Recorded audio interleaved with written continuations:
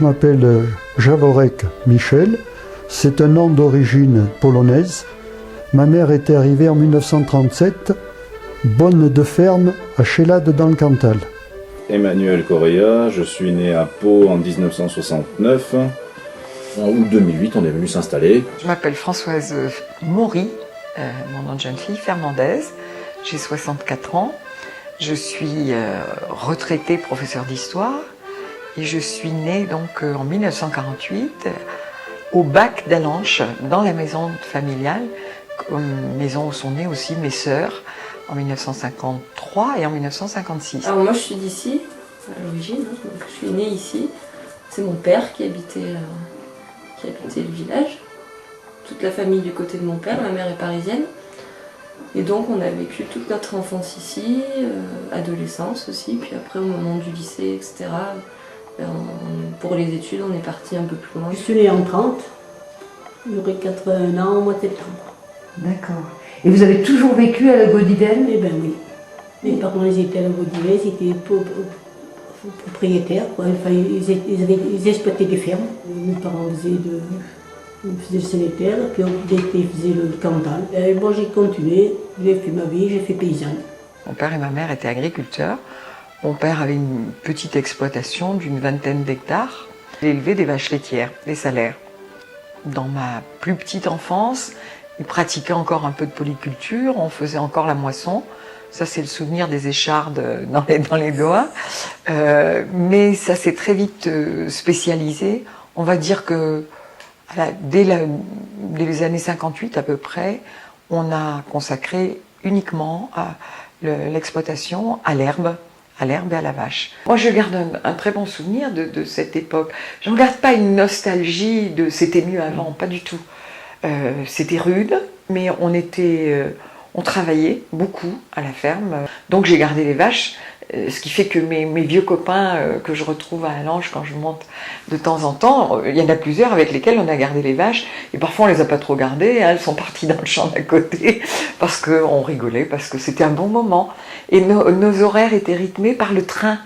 Parce qu'il y avait le train de la ligne, la voie ferrée qui allait de Neussargues à Bort-les-Orgues et qui est fermée depuis les années 70. Et alors, on avait des repères, on montait les vaches au package quand le train du matin de 7h30 était passé.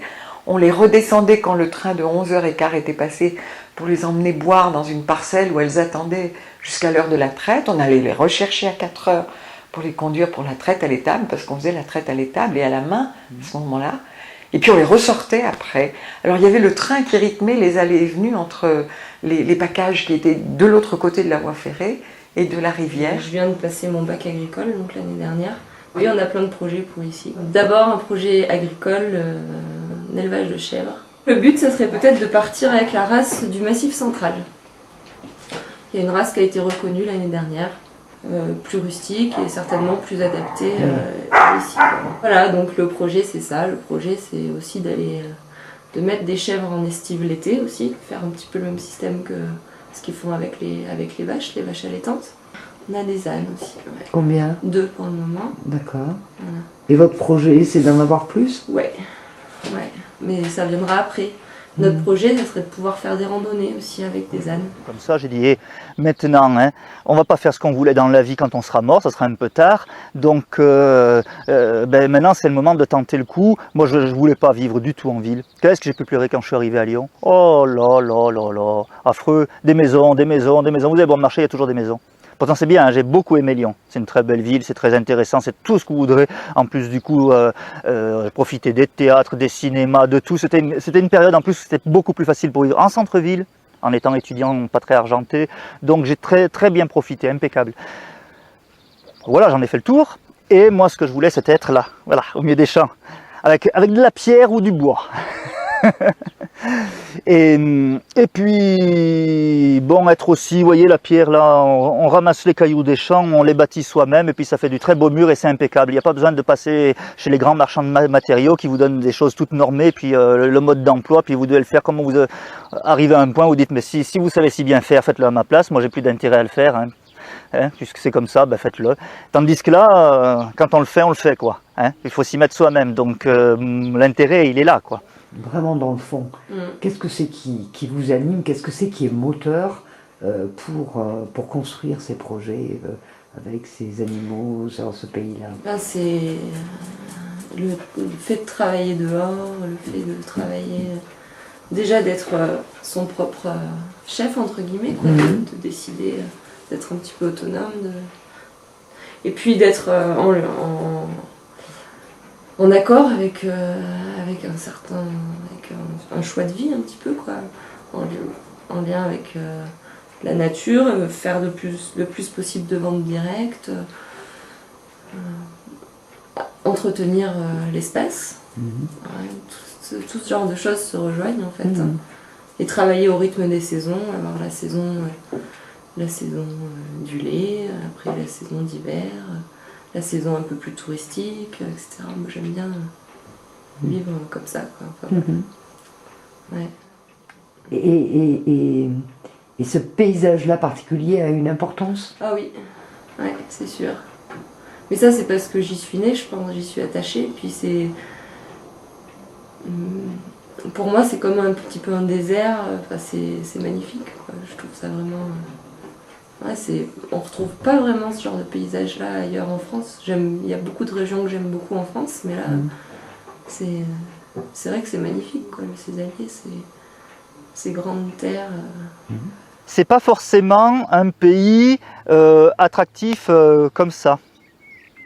Parce que même quand on arrive au début, moi je vous parle du paysage où on voit très très loin, et en général on dit, il n'y a rien à voir. Des prés, il y a des prés, il y a des prés, il y a des prés. Ah non, non, non, non, non, attendez, aiguisez le regard. Là il y a un...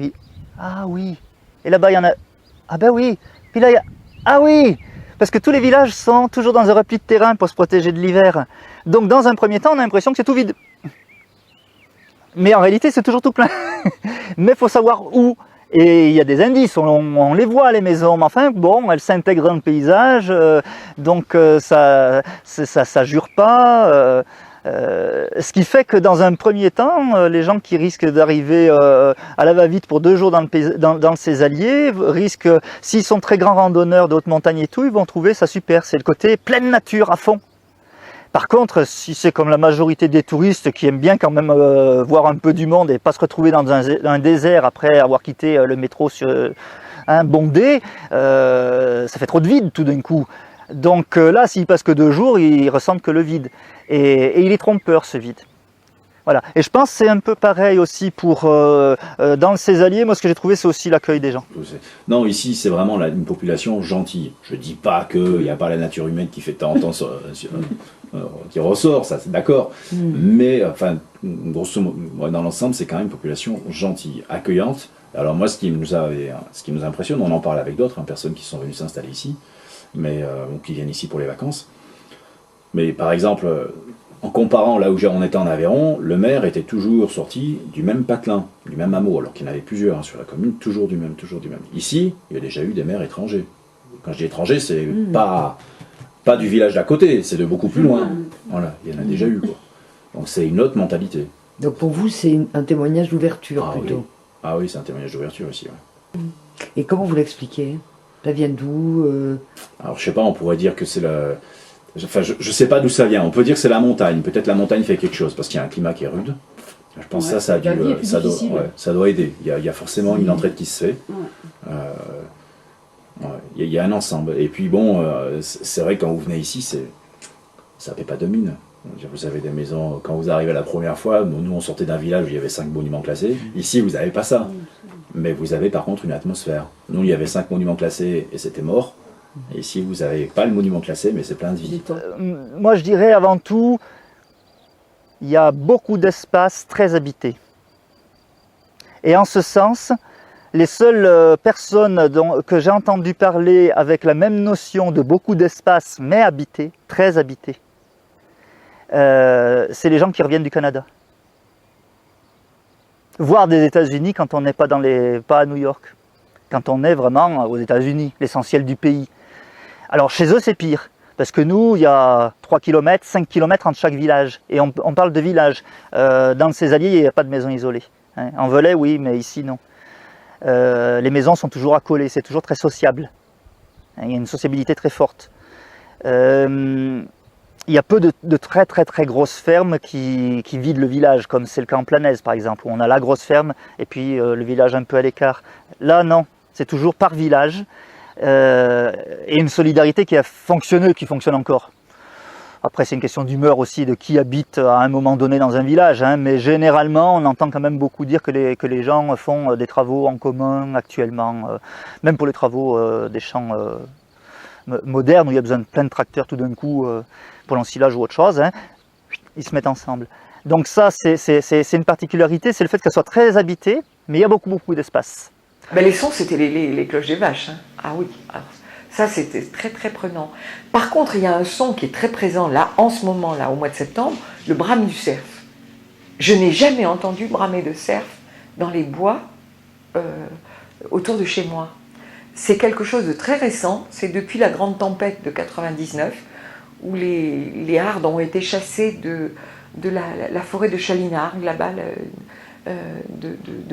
comment dirais-je, de la forêt autour du lac du Pêcher, et ils sont venus se rabattre un peu au-dessus, tu vois, du plateau du bac, là, et vers la cascade des Verrines. Par contre, déjà l'autre jour, au mois d'août, là, avec mes petites filles, le soir, on guettait les biches et les petits qui descendaient boire à la rivière le soir, vers 9h, avec des ruses de sioux, on se cachait derrière la fontaine et on les regardait descendre. Mais le brame a commencé plus tard.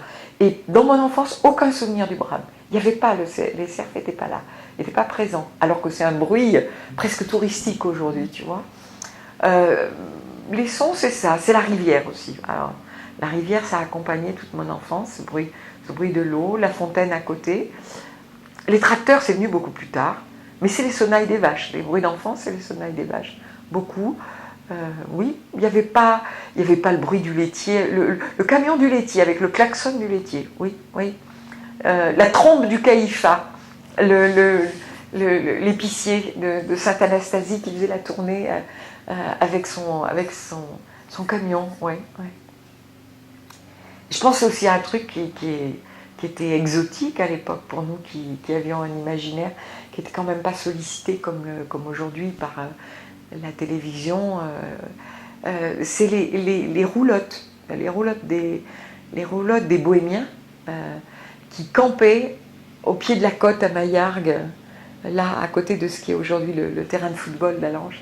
Il y avait toujours 3 ou 4 roulottes, les Lafleur, la famille Lafleur, qui campaient là, qui vendaient les paniers. Ça c'est un souvenir, ouais. Attends, tu parleras tout à l'heure, je te donnerai la parole. Je suis avec des messieurs là, qui sont d'une gentillesse exceptionnelle et qui sont de Rion. Et alors, il y a un jeune, la figure-toi, qui joue de la cabrette, mais comme un dieu. Hein. Ah oui, ah ouais. Comment? Ils sont rares, comme tu dis, mais lui, il sait s'en servir. Hein. Alors, on a joué un morceau tous les deux, mais tu comprends, moi, je passe sous la table, là, hein, quand je sais bien. Hein. Je fais ce que je peux, oui, dis donc. Alors, tu sais ce qu'on va faire, c'est que ces messieurs-là s'occupent de... On n'a pas eu le temps de bien encore éclaircir l'affaire, là. Alors, je les ai invités à déjeuner un jour, quand ils repasseront là, et tu viendras, toi. Ça fait qu'on parlera de musique, tu comprends. Ils me demandent comment j'ai commencé l'accordéon. Tu te rappelles, c'était si tu te rappelles, c'était en 40... je ne me rappelle plus. Ah, tu porteras l'accordéon, toi aussi, bien sûr, oui. Et alors, ils te poseront des questions sur comment tu as commencé. Tu as commencé... Ah, non, mais attends, je parle, quand tu avais commencé, tu faisais ce que tu pouvais aussi, hein. Tu jouais, vous trouverez ça dans un coin de Paname, tu te rappelles? Ah, oui. Ah, tu faisais les grandes villes, t'allais jouer aux Granges, là-bas, à côté de Saint-Nectaire, il y avait...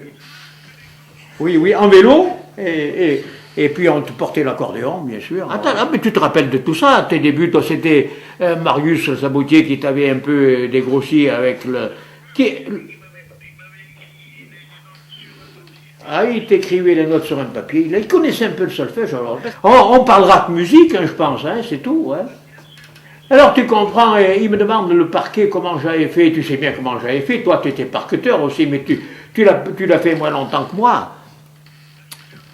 Ah, tu l'as fait moins longtemps, mais tu faisais les grands coups à Clermont, la place de Lille, tu faisais toutes les fêtes de quartier.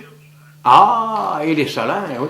Ah, il faisait 18 mètres de long par 6 mètres de large. Et il vous fallait un camion, une remorque? Ah, j'avais un camion. Une remorque?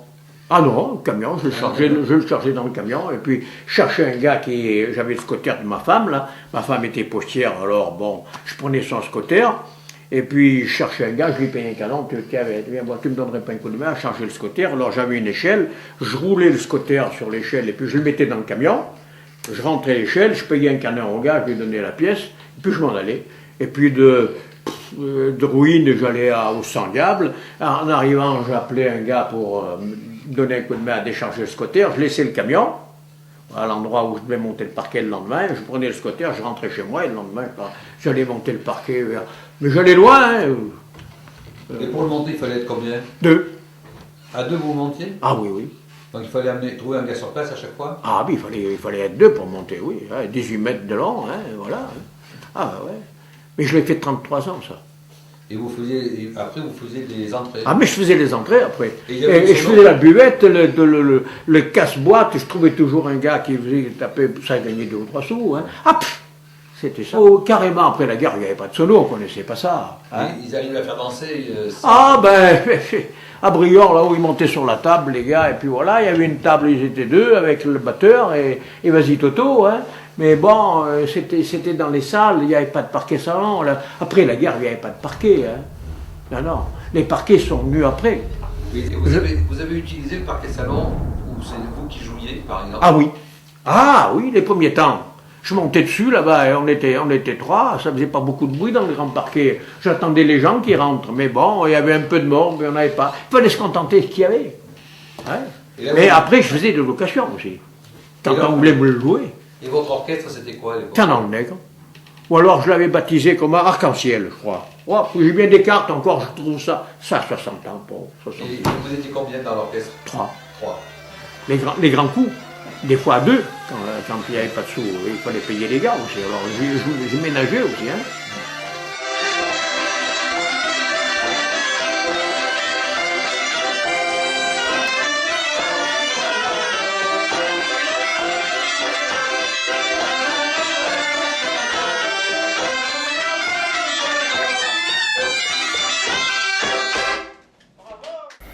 On allait un peu au bal à dos, avant le service militaire. On allait à 3 km de Saint-Saturnin, au cinéma à Saint-Bonnet. Alors ce qu'il y avait de bien, on commençait à flirter un petit peu. C'était pas aujourd'hui, il n'y avait pas tant de liberté. On accompagnait un peu les filles de Lugarde, à mi-chemin entre Lugarde, Saint-Bonnet et Lugarde. On les embrassait un peu sur les lèvres. On avait l'impression d'avoir fait le voyage interplanétaire. Et si on savait qu'il y avait bal à Ségur-les-Villas, qui était à 7 km de là, on partait à pied, en chantant, en blaguant, au bal à Ségur. Quand on arrivait à Ségur, en principe, les musiciens arrêtaient de jouer vers 2 heures, entre 2 et 3 heures du matin. Mais le bal finissait, et bien on en était pour regagner la ferme. On dormait 1 heure, 1 heure et demie, et le lendemain, on recommençait à travailler toute la journée. C'était les loisirs. Mon premier bal, c'est quand? Alors, c'était jeune.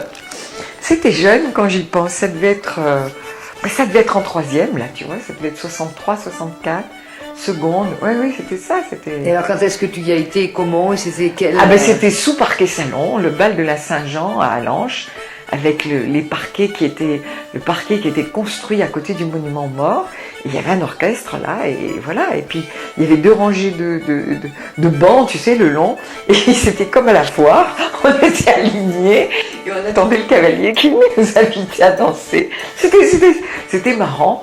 Ils étaient 3. Il y avait donc là, il y avait un accordéoniste, un pianiste, un guitariste. Bon, à l'époque, il y avait l'accordéoniste, le batteur et le saxo.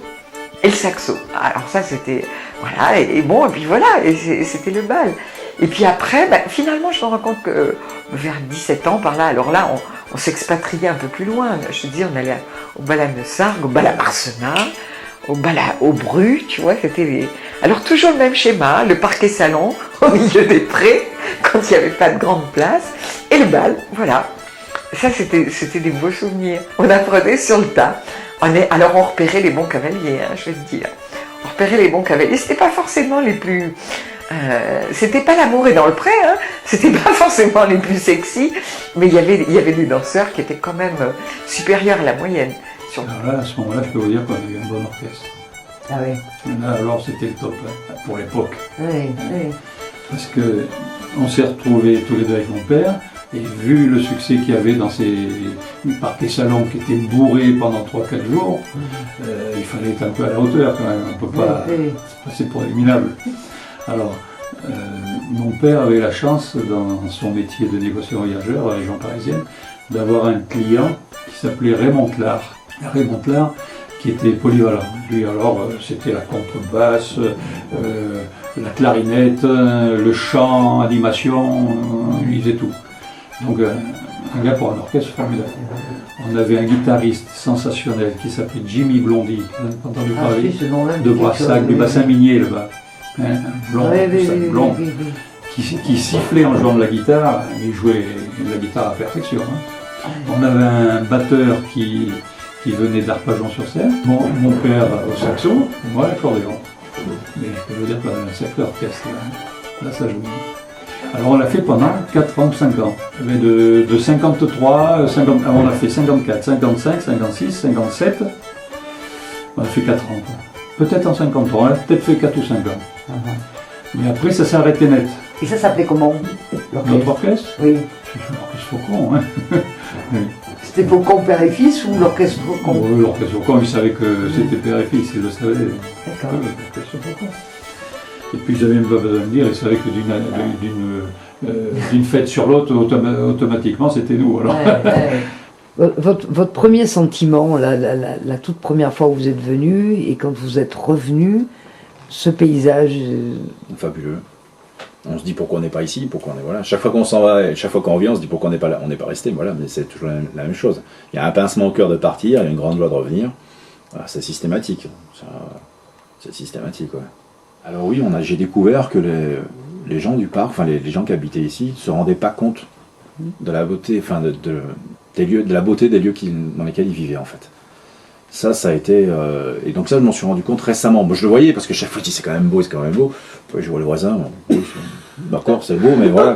Mais c'est l'avantage d'un regard extérieur. Quand vous avez un regard neuf, quand vous arrivez, vous redécouvrez. On le vit pour chacun. Hein. Et donc là, ici, c'est vrai qu'il y a ce côté-là.